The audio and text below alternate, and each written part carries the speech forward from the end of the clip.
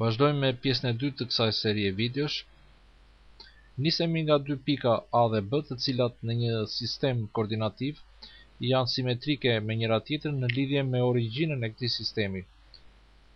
Dhe secila prej këtyre pikave ka koordinatat e saj. Pika A ka si koordinat x-in e as dhe y-in e as, dhe pika B ka si koordinata x-in e b-s dhe y-in e b-s. Nga simetria e këtyre pikave mund të shkruajmë dy barazime që lidhen me koordinatat e tyre. Pra x i b-s është i barabartë me minus x-in e as dhe y i b-s është i barabartë me minus y-in e as. Në qoftë se këto dy pika do t'i shikojmë si pjesë të një rrethi trigonometrik dhe për më tepër si pika ku përfundojnë brinjtë e dyta të dy këndeve, përkatësisht të këndit alfa dhe të këndit beta, atëherë koordinatat e këtyre pikave do të na japin kosinusin e këndit alfa dhe sinusin e këndit alfa, dhe koordinatat e tjera të pikës B do të na japin kosinusin e këndit beta dhe sinusin e këndit beta. Pra, në lidhje me barazimet që kemi shkruar, që u përkisnin marrëdhënieve midis koordinatave, tashmë mund të shkruajmë që kosinus beta është i barabartë me minus kosinus alfa dhe sinus beta është i barabartë me minus sinus alfa. Atëherë, duke u përqendruar vetëm tek këndet alfa dhe beta, do të thoshim si përfundim që nëse kemi dy kënde, brinjtë e dyta të cilëve kanë pikprerje me rrethin trigonometrik në mënyrë të tillë që këto pikprerje janë simetrike me njëra tjetrën në lidhje me origjinën e sistemit koordinativ. Në këto kushte, pra, mund të flasim për barazime kosinus beta baras me minus kosinus alfa dhe sinus beta baras me minus sinus alfa. Konkretisht kemi këndin 210 gradë, i cili përfundon me brinjën e tij të dytë në kuadrantin e tretë, dhe së bashku me këndin 30 gradë krijojnë një situatë të tillë që pikprerjet e brinjëve të dyta të këtyre këndeve me rrethin trigonometrik janë simetrike me njëra tjetrën në lidhje me origjinën e sistemit koordinativ. Pra, në këto kushte kemi një marrëdhënie midis sinusit të këndit 210 gradë dhe sinusit të këndit 30 gradë,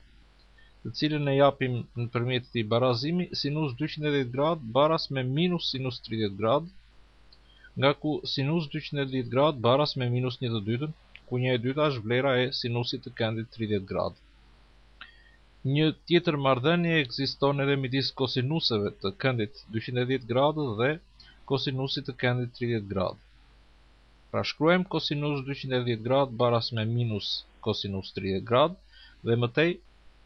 kosinus 210 gradë baras me minus rrënje 3/2, ku rrënje 3/2 është vlera e kosinusit të këndit 30 gradë. Vazhdojmë me një kënd tjetër që përfundon në kuadrantin e tretë me këndin 225 gradë, brinja e dytë e cilit formon me rrethin trigonometrik një pikprerje që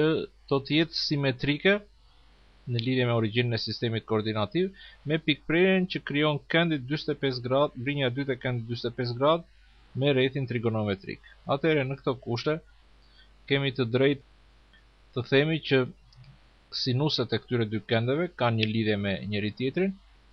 Pra, sinus 225 gradë është i barabartë me minus sinus 45 gradë dhe mëtej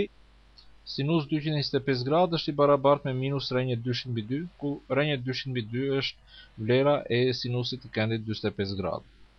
Po kështu ekziston dhe një lidhje mes kosinuseve të këtyre dy këndeve, të cilën e shprehim nëpërmjet barazimit kosinus 225 gradë baras me minus kosinus 45 gradë, nga ku përcaktojmë kosinusin e këndit 225 gradë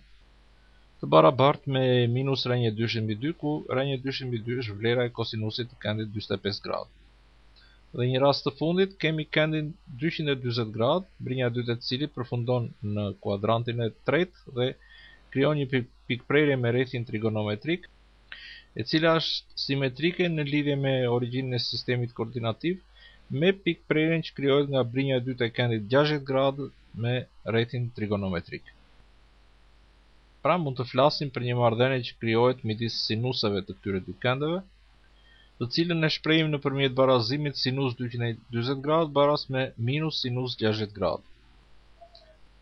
Nga ku sinus 240 gradë është i barabartë me minus rrënje 3/2, ku rrënje 3/2 është vlera e sinusit të këndit 60 gradë. Po kështu kemi dhe një marrëdhënie midis kosinusave të këtyre dy këndeve.